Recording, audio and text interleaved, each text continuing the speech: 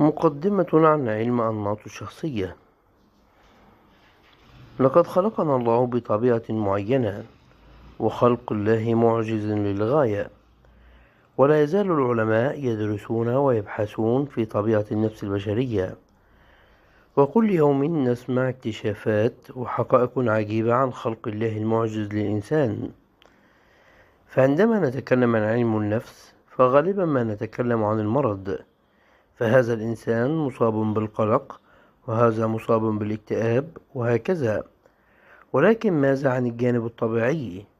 قليلا ما نسمع عنه. هذا التقرير عن الجانب الطبيعي فقط من النفس البشرية، فكل ما ذكر في هذا التقرير من مكونات للشخصية ومن طبيعة تركيبية شخصية الإنسان أمر طبيعي للغاية، ولا علاقة له بخير أو بشر، أو جنس رجل أو امرأة، أو جنسية أو ذكاء أو غباء، ولا حتى العمر. هكذا خلقنا الله تعالى. كل الشخصيات متشابهة، فكلنا نفكر ولنا مشاعر ولدينا خطة لإدارة حياتنا، وكذلك فإن كل الشخصيات مختلفة، فمنا الطيب والشديد، ومنا الحازم والمتراخي، وهذا كله طبيعي للغاية. فكل الشخصيات لديها نقاط قوة ونقاط ضعف، ولا علاقة لذلك بكفاءة الإنسان أو ذكاؤه أو قدرته على التفوق والنجاح في حياته. فلقد أعطانا الله كلنا قدرات وإمكانيات، ونحن محاسبون على ذلك، ولا دخل لنا بطبيعة شخصياتنا، ولكن مسؤولون عن تصرفاتنا وسلوكنا أمام الله عز وجل. ويستطيع كل شخص أن يكون ما يشاء إذا فهم نفسه واستخدم قدراته وتغلب على نقاط ضعفه. تتكون الشخصية الإنسانية الطبيعية من 8 مكونات، وهي موزعة على 4 زوايا على النحو التالي المبين، وهذه القسمة ثابتة حسب علماء الشخصية. وترتيب المكونات هو للتنظيم وليس للأهمية، أي إن المكون الأول يحمل نفس أهمية المكون الثاني، وهكذا. وتحدد الشخصية باختيار أي مكون من المكونات 8 في أي زاوية من الزوايا ال4. ففي الزاوية الأولى يختار الإنسان إما المنفتح على العالم أو المتحفظ، وفي الزاوية الثانية يختار الحسي أو الحدسي، بدون أن يكون لاختياره في الزاوية الثانية أي علاقة باختياره في الزاوية الأولى. ولذلك فإنه لا علاقة لمكونات زاوية ما بمكونات الزاوية الأخرى.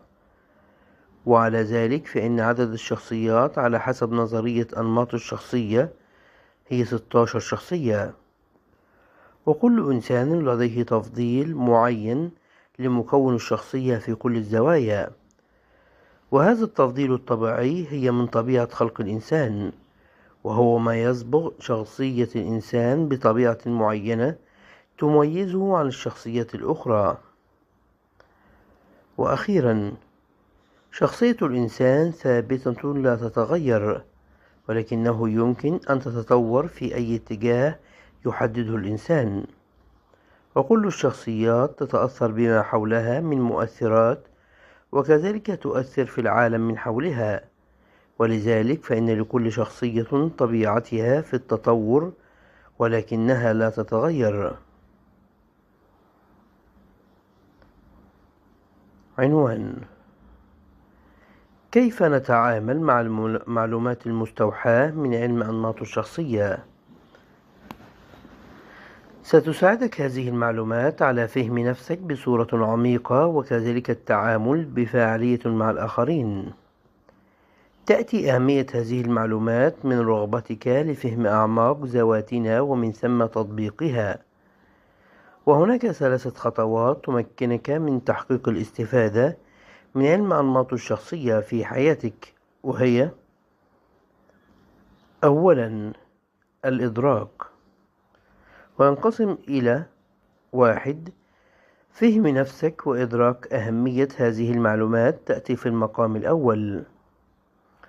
2. معرفة النفس وإدراك حقيقتها تمكنك من التعرف على نقاط قوتك وكذلك النقاط التي تحتاج إلى تحسين وتطوير. 3. فهم الآخرين بصورة عميقة بحيث نفهم كيف يتصرفون في المواقف المختلفة. 4. التعرف على الفروقات الفريدة عن طريق فهم شخصيات الناس المختلفة ونظرتهم للحياة. ثانيا، التقبل، وهو أن تعرف أن كل تلك الفروقات الشخصية تحمل نفس الدرجة من الأهمية ولا يوجد شخص أفضل من شخص، وبذلك تصبح قادرا على تقبل من تراه تصرفا غريبا أو غير مألوفة بالنسبة لك. ثالثا، التكيف، وهو أن تتقبل طبيعتك الفطرية وكذلك طبيعة الآخرين والتي قد تكون مختلفة عنك، فقد تميل إلى طبيعة التفكير المنطقي الإنساني وتنظر للأمور من وجهة نظر شخصية، ولكن قد يكون الطرف الآخر يفضل التفكير المنطقي المادي وقد ينظر للأمور بطريقة محايدة ويقول الحقيقة صرفة وبدون مجاملات، ولذلك فإن عليك أن تتقبله وتتكيف ولا تأخذ الأمور بحساسية مفرطة، فأنت تتصرف بطبيعتك الفطرية وكذلك الطرف الآخر. عنوان: كيف تتواصل بفاعلية مع الآخرين؟ حاول التعرف على مكونات شخصية الطرف الآخر وابحث عن النقاط المشتركة بينكما وحاوره من خلالها. وفي حالة عدم معرفتك بشخصية الطرف الآخر فاحرص على تلك النقاط الآتية: 1. لاحظ الطرف الآخر وحدد العلامات المميزة لمكونات شخصيته. 2. اصنع فرضية عن شخصيته. 3. اختبر تلك النظرية على حسب ما يتوفر لديك من دلائل وعلامات عن شخصية الطرف الآخر. 4. إذا حصلت على دلائل قوية على حصول تفاعل قوي وفاعل بينكما استمر فيما تقوم به من عمل. 5. إذا لم يحدث ذلك استمر في الملاحظة وقم بصنع فرضية أخرى عن شخصيته ثم قم باختيارها كما عملت مسابقا. عنوان: التفضيل الطبيعي. التمرين الأول: خذ قلما واكتب اسمك على ورقة. سؤال هنا: في أي يد أمسكت القلم؟ بعض الناس يستخدم اليد اليمنى وبعضهم اليسرى، ونسأل لماذا استخدمت اليد اليمنى أو اليسرى؟ والإجابة أنك استخدمت هذه اليد لأنها: 1. طبيعية بدون تكلف. 2. لا تفكر في استخدامها وإنما أن تستخدمها هكذا. 3. بدون تعب وبسهولة. 4. تكتب بطريقة سلسة أنيقة واضحة. التمرين الثاني: قم بمسك القلم بيدك الأخرى ثم اكتب اسمك. سوف ترى بنفسك تتكلف كثيرا في كتابة اسمك، وسبب أنك تشعر أن كتابتك بهذه اليد: 1. غير طبيعية. 2. تفكر قبل استخدامها أو تركز على استخدامها. 3. تحتاج إلى جهد وتركيز. 4.